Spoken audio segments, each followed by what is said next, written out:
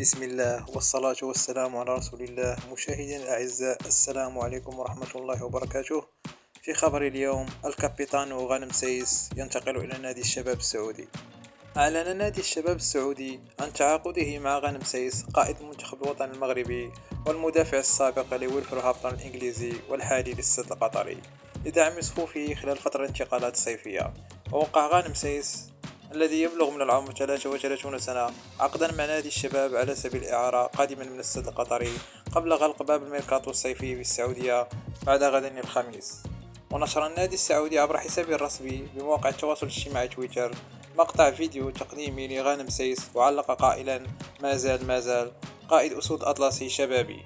ويشار إلى أن إدارة السد القطري عجزت عن تسجيل المغربي غانم سيس في قائمة الفريق بعد قمه من بشكتاش التركي، باعتبار أن قوانين المنافسات في الدوري القطري لا تسمح إلا بمشاركة 7 لاعبين أجانب.